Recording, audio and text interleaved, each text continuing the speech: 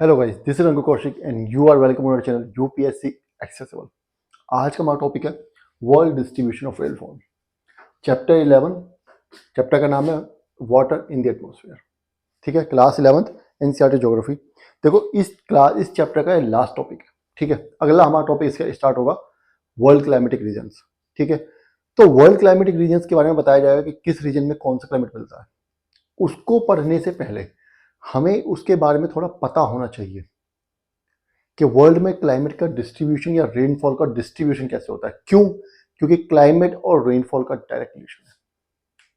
ध्यान रखना, rainfall climate determine करने में बहुत हेल्प करती है, ऑल्टीट्यूड भी करता है, इंसुलेशन भी करती है, लेकिन रेनफॉल भी करती है। ठीक है, तो इसलिए आज हमारा जो टॉपिक है ये वर्ल्ड डिस्ट्रीब्यूशन ऑफ रेनफॉल।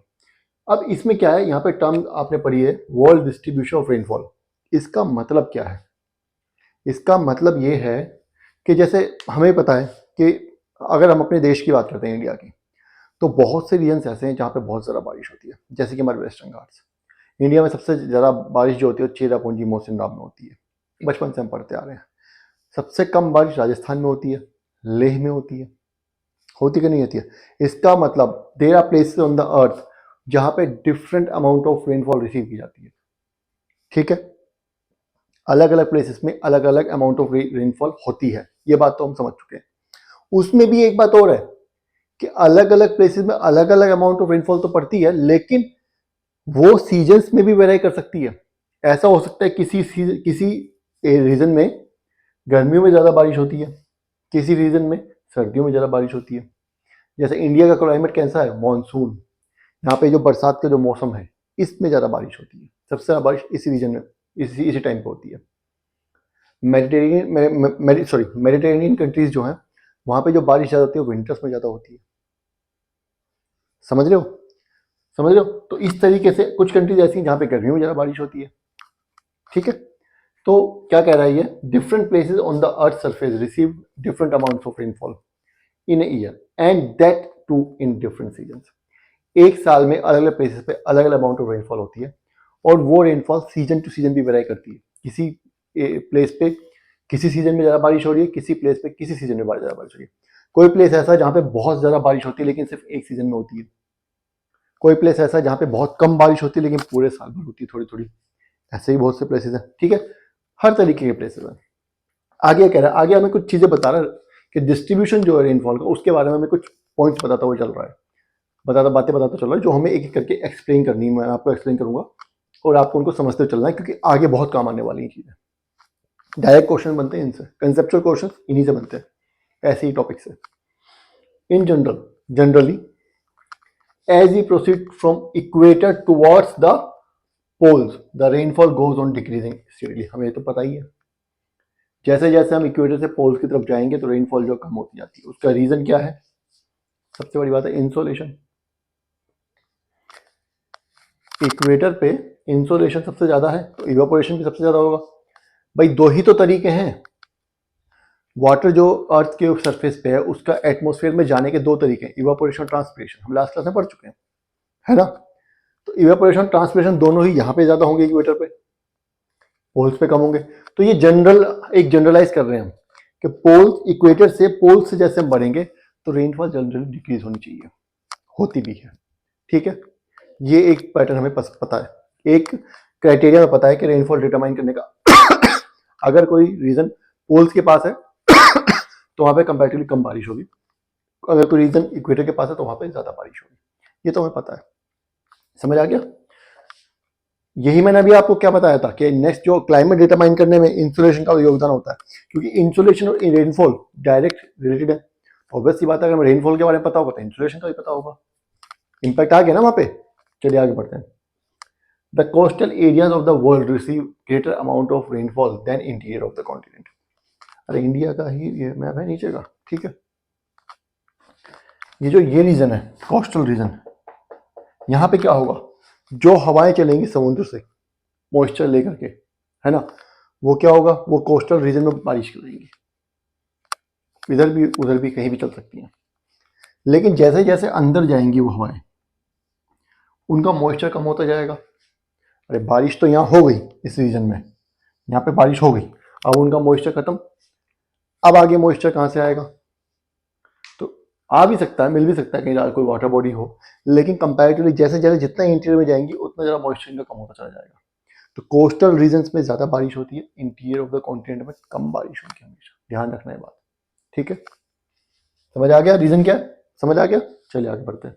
अगला, the rainfall is more over the oceans than on land masses. Rainfall जो है वो ओशन में ज़्यादा होती है लैंड मासेस की कंपैरिजन में of the world because of being greater sources of water. हमने पहले ही पढ़ चुके हैं कि रेनफॉल का मतलब एवापोरेशन, ठीक है, वाटर एटमॉस्फेयर में जाएगा वाटर वेपर की फॉर्म में, फिर कंडेंस होगा तब नीचे आएगा, लेकिन एटमॉस्फेयर में उसे जाने के दो ही प्रोसेस होते हैं, इवेपोरेशन और ट्रांसपिरेशन। इवेपोरेशन के लिए क्या चाहिए? ट्रांसपिरेशन का तो बहुत नेग्लिजिबल रोल होता है, बताया मैंने लास्ट क्लास में। इवेपोरेशन के लिए क्या चाहिए? पानी, और पानी लैंड से ज़्यादा ओशन पे होता है, ये तो बताने की जरूरत ही नहीं है, तो इसलिए ओशंस पे ज़्यादा रेनफॉल होती है। इसलिए हमने पढ़ा भी था लास्ट में ट्रॉपिकल साइक्लोन के बारे में, कि ट्रॉपिकल साइक्लोन जो वो सिर्फ ओशन पे ही फॉर्म करते हैं, बनते हैं। क्यों? क्योंकि वहां से कंटिन्यूस मॉइस्चर सप्लाई मिलती रहती है। समझ आ गया? यहां तक क्लियर हो गया? चलिए अब आगे बढ़ते हैं।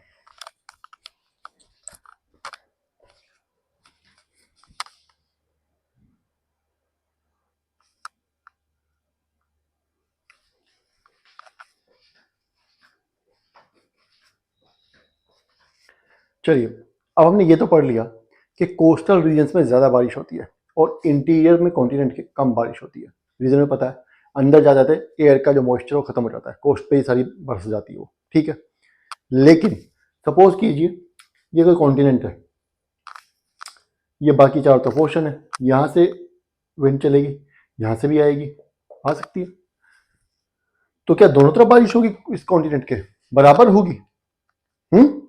चलो बताते हैं क्या होता है। Between the latitude 30 degree 35 degree and 40 degree, 35 40 degree के बीच का जो रीजन है, नॉर्थ और साउथ दोनों तरफ इक्वेटर के, the rain is heavier on the eastern coast. वहां पे रेन जो है वो ईस्टर्न कोस्ट पे ज्यादा हैवी होती है, and goes on decreasing towards western coast. ये एक नॉर्म है, एक क्या बोलते हैं, ऐसा होता है जनरली कि ईस्टर्न कोस्ट में अगर 30, मान लीजिए ये हमारा इक्वेटर है,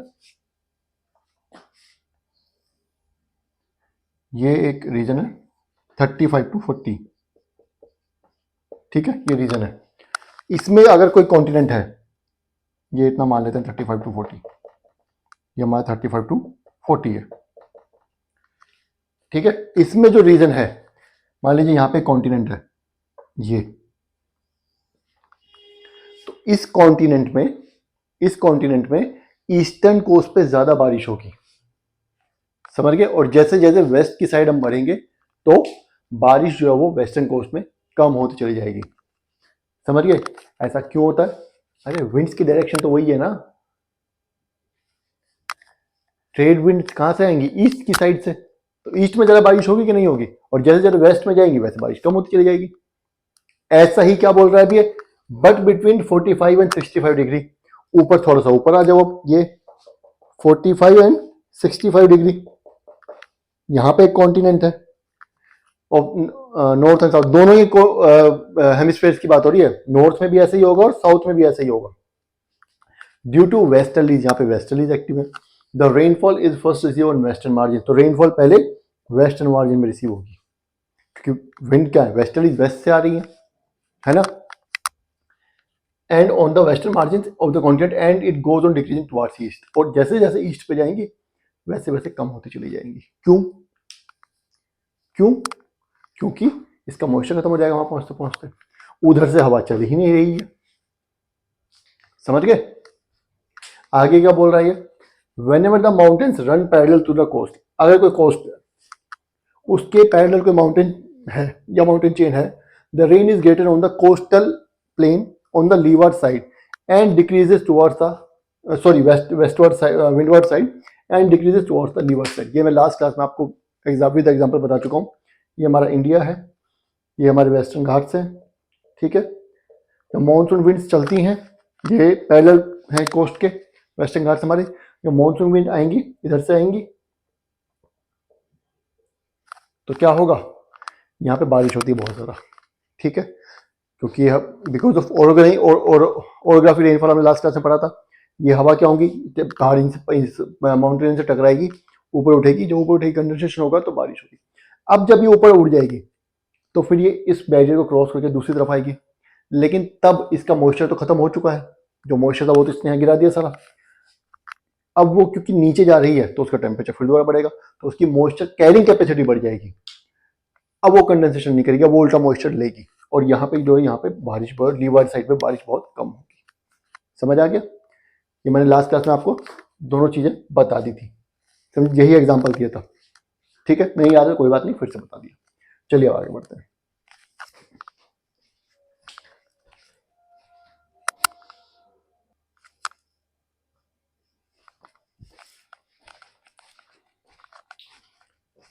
चलिए, हमने फैक्टर देख लिया कि किस फैक्टर की वजह से कहाँ पे कितनी बारिश होती है। ठीक है, ये समझ गए किस वजह से कहाँ पे होती है। अब हम ये देखते हैं कि हैवी रेनफॉल कहाँ पे होती है। हैवी रेनफॉल किन रीजन में होती है? क्या कह रहा है ये? Equatorial belt, windward slopes of mountains, equatorial belt में हैवी रेनफॉल होती है यहाँ। ठीक है, समझ गए? विंडवर्ड स्लोप ऑफ माउंटेन्स में भी हैवी रेनफॉल होती है। रीजन बताने की जरूरत नहीं, आपको पता है, मैं बता चुका हूँ। इक्वेटोरियल बेल्ट में क्यों होती है वही मैं आपको बता चुका हूँ, रीजन पता ही है।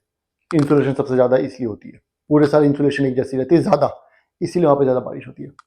Along the western coast in cool temperate zone, जो कूल टेम्परेट जोन मतलब 45 से 65 डिग्री के बीच में, नॉर्थ एंड साउथ, बताया अभी इसी वीडियो में, पहले बताया। ठीक है, उस रीजन के वेस्टर्न कोस्ट में भी हैवी रेनफॉल होगी। Coastal areas of mountain land, जो मानसून लैंड है उसके जो कोस्टल एरियाज जैसे इंडिया, वहां पे भी हैवी रेनफॉल होगी।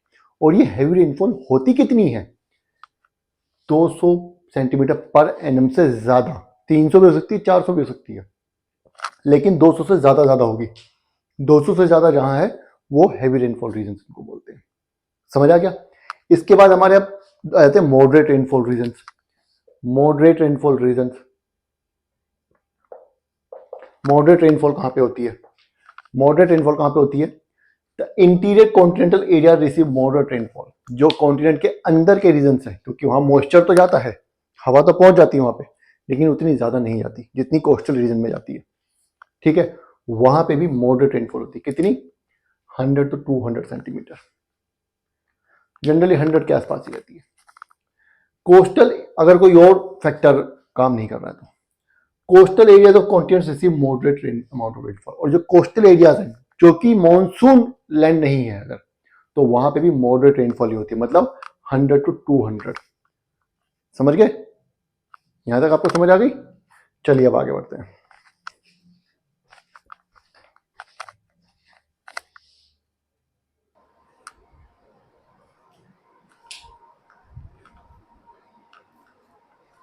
चलिए अब आ जाते हैं हम लो रेनफॉल वाले रीजन्स पे। लो रेनफॉल, ठीक है, लो रेनफॉल वाले रीजन्स पे जाते हैं। क्या कह रहा है, कौन कौन से रीजन है इसमें? The central parts of tropical land, जो ट्रॉपिकल रीजन्स हैं उनका जो सेंट्रल पार्ट है इंटीरियर ऑफ द कॉन्टिनेंट, वहां पे, और कहां पे? Eastern and interior parts of temperate land, eastern and interior part of temperate land, वहां पे कम बारिश होगी। क्यों? ये तो आपको पता ही है, ट्रॉपिकल लैंड के सेंट्रल पार्ट में कम बारिश होगी। क्यों? क्योंकि रेन जो वहां तक पहुंच नहीं पाएगी, जो रेन बियरिंग क्या बोलते हैं, जो एयर है वहां तक पहुंचते पहुंचते मॉइस्चर अपना खत्म कर देगी। ठीक है, eastern part of interior, eastern and interior part of temperate land, temperate मतलब 45 to 65, 45 to 65 में मतलब वेस्टर्न रीजन में ज़्यादा बारिश होगी, क्योंकि वहाँ पे वेस्टर्लीज ज़्यादा चलती है। वेस्टर्लीज के लिए चलेंगी तो ईस्ट में पहुँचते पहुँचते उनका सारा मॉइस्चर खत्म हो जाएगा, तो इंटीरियर में और ईस्ट में कम बारिश होगी। कितनी कम होगी? 50 to 100 सेंटीमीटर पर। यहाँ इन दो रीजन में इतनी बारिश होती है, ये आपको याद करना है सारा का सारा। ठीक है, अब आ गया वेरी लो रेनफॉल वाले रीजन भी हैं। Areas lying in rain shadow zone of interior of the continent. अब एक एरिया जो रेन शैडो जोन भी है और इंटीरियर ऑफ द कॉन्टिनेंट भी है, वहां पे तो बहुत कम बारिश होगी। एंड हाई लैटिट्यूड्स, और जो हाई लैटिट्यूड्स हैं, मतलब हमारा इक्वेटर है, तो जो पोल के पास के जो रीजन है हाई लैटिट्यूड, वहां पे भी 50% से कम बारिश होती है इन रीजन में। क्यों आ गया बताने की जरूरत नहीं है, समझ आ गया होगा आपको। ठीक है, समझ आया? चलिए आगे बोलते हैं। अब ये एक बात और बोल रहा है यहाँ पे, seasonal distribution of rainfall provides an important aspect to जज इट्स इफेक्टिवनेस। रेनफॉल की इफेक्टिवनेस को जज करने के लिए सीजनल डिस्ट्रीब्यूशन उसका पता होना चाहिए। क्यों? देखो कुछ रीजन्स ऐसे होते हैं जहाँ पे बारिश तो हो जाती है, एडिक्वेट बारिश हो जाती है। एडिक्वेट से मतलब कि वेजिटेशन हो जाए। रेनफॉल का अल्टीमेट गोल क्या है? वेजिटेशन हो। अगर वेजिटेशन नहीं होगा तो रेनफॉल का फायदा ही क्या है ना। लेकिन सपोज करो किसी रीजन में आज बारिश हो गई, फिर 2 महीने बारिश ना हो, तो क्या वहां पे वेजिटेशन हो पाएगा? नहीं हो पाएगा।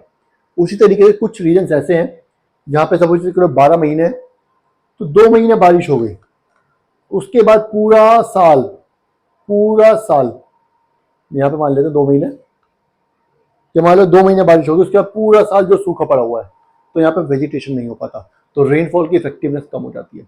लेकिन एक दूसरा रीजन है, वहां पे इस रीजन से कम बारिश हो रही है, लेकिन पूरा साल थोड़ी थोड़ी थोड़ी थोड़ी थोड़ी थोड़ी थोड़ी हो रही है, वहां पे वेजिटेशन हो सकता है, तो इफेक्टिवनेस जो होगी रेनफॉल की वो ज्यादा होगी।